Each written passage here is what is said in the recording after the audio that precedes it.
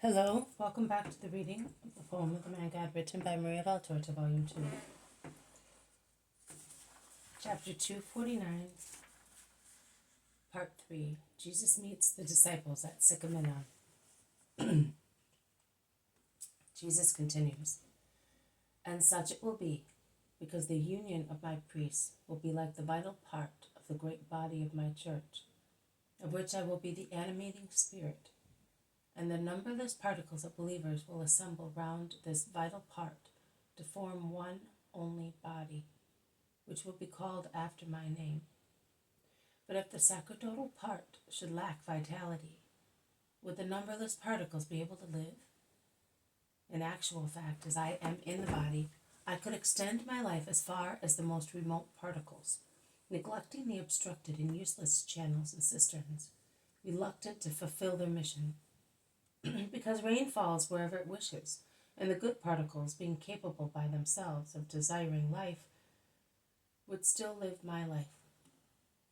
But what would Christianity be then? What would Christianity then be? A close assembly of souls, one near the other, and yet separated by channels and cisterns that no longer link them, distributing to each particle the vital blood coming from one only center. But there would be dividing walls and precipices across which the particles would look at one another, and they would be humanly hostile, supernaturally anguished, saying in their spirits, 'And yet we were brothers, and we still feel as such, notwithstanding they have divided us.' It would be a closeness of souls, not a fusion or an organism, and my love would shine sorrowfully upon such ruin. Further, do not think that applies only to religious schisms. No. It applies also to all the souls that remain all alone, because priests refuse to support them, to take care of them, to love them, violating their mission, which is to say, and do what I say and do, that is, come to me all of you and I will lead you to God. Go in peace now, and God be with you." The crowd dispersed slowly, going to their little houses. Also John of Endor stands up. He took notes while Jesus was speaking, and in order to see what he was writing, he became red hot near the fire. But Jesus stops him, saying, "Stay for a little while with your master," and he keeps him close to himself until they have all gone away. "Let us go as far as that rock near the water. The moon is high in the sky, and we can see our way." John agrees without demur. They move away from the house. The house is about 200 meters, and they sit on a huge boulder, which I do not know whether it is the ruin of a pier or the extreme ramification of a cliff fallen into the sea, or the wreck of one of the little houses swallowed by the water that through centuries advanced on the shore. I know that whilst from the little beach it is possible to climb onto the rock, making use of the cavities and juts which form a sort of steps. On the seaside, the face is a sheer cliff ending in the blue sea. Because of the tide, half of the rock is surrounded by water, which grumbles and lightly smacks the obstacle and then withdraws with the sound of a huge sigh, becomes silent for a moment, starting all over again, with regular motions and sounds of slaps, aspirations and pauses, like syncopated music. They sit on the very top of the boulder struck by the sea. The moon forms a silvery road on the water, and the sea looks deep blue in the moonlight, whereas before the moon rose, it was like a large, blackish expanse in the dark night. "John, are you not telling your master the reason why your body suffers?" "You know, my lord, but do not say it suffers. Say it is being consumed. That is more exact, and you know, and you also know that it is being consumed with delight." "Thank you, Lord." I recognized myself too in the mud that becomes flame. But I shall not have time to set the stones afire. I shall soon die. I have suffered too much through the hatred of the world, and I exult too much because of the love of God. But I do not regret life. I might sin again here, or fail in the mission to which you destine us. I have already failed twice in my life. In my mission of a master, because I should have been able to find what was necessary to perfect myself, and I did not train myself. In my mission of a husband, because I was not able to mold my wife, which was logical. As I was not able to perfect myself, I could not perfect her either. I might fail in my mission as a disciple. And I do not want to fail with you. Blessed therefore be death, if it comes to take me where one can no longer sin. But if I am not destined to be a teaching disciple, I shall be a victim disciple. Which fate is more like yours? You said that this evening, burning ourselves as first thing.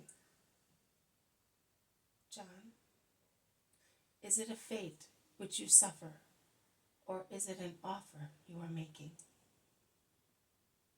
An offer which I am making. If God does not disdain mud that has become fire. John, you are doing much penance. Saints do. You are the first. It is fair that he should do it, who has so much to pay. But do you think that mine is not pleasant to God?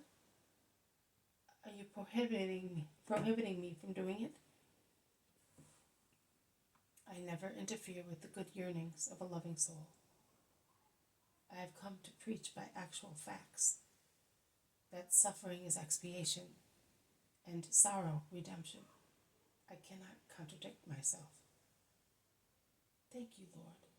It will be my mission. What were you writing, John? Oh, Master, sometimes old Felix emerges again with his habits of a teacher. I am thinking of Margium. He has a whole life to preach you, but because of his age, he is not here to hear your sermons. I thought I should write certain instructions you have given us, in which he has not heard, because he is intent on playing, or he is far away with one of us. There is so much wisdom in your words, also in the least ones. Your familiar conversations are a lesson on matters of every day and every man, on the least things in life, which after all are the most important, because by piling up they form a heavy burden, which requires patience, perseverance, resignation to be borne holily. It is easier to accomplish one only great heroic deed than 1,000 little ones, for which a constant presence of virtue is required. And yet, one will not attain a great deed, both in good and in evil. I know by experience with regard to evil. Unless one stores up many little deeds, which seem insignificant. I began to kill when, tired of the frivolity of my wife, I looked at her scornfully for the first time. I have written your short lessons for Margium, and this evening I wanted to take note of your great lesson. I will leave my work to the boy, so that he may remember me, the old master, and he may have what otherwise he would never have had, your words, a wonderful treasure for him. Will you allow me? Yes, John, but be in complete peace like the sea. See, it would be too warm for you to go about in the heat of the sun, and apostolic life is really hard. You have fought so much in life.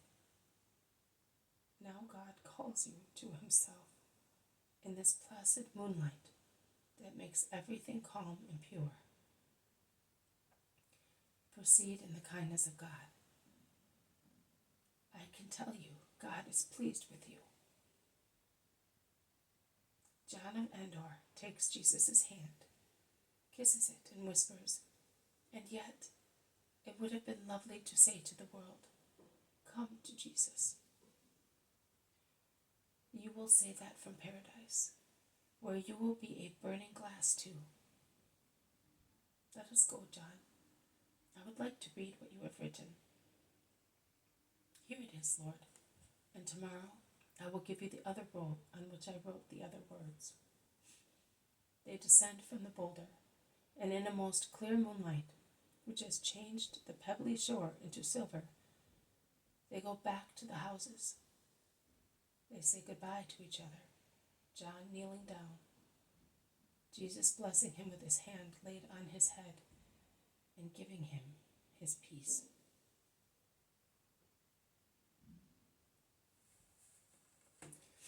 This has been a reading from the poem of the Man God, written by Maria Valtorta, Volume 2, Chapter 249, Part 3. Jesus meets the disciples at Sicaminon. Thank you for listening.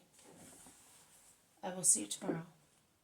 May God bless you, and may peace be with you.